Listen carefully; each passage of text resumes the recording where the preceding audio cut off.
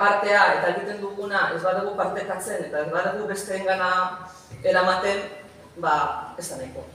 Hasteko, guretzat ulertzen dugun bezala Guztienak zentroa da espazio bat, baina horretaz gain toki honetan enpresak eta proiektuak sortzeko, saretzeko eta elkarrekin hasteko gune bat bezala ulertzen dugu, toki ireki honetan proiektu hauek aurrera eramateko. Eraikin hau mugarri bat da, mugarri garrantzitsu bat gure ibilbidean, eta baita ere bada zubi bat bi aroren artean esango nuke, eta baita ere zubi bat gure iraganaren eta orainaren eta etorkizunaren artean.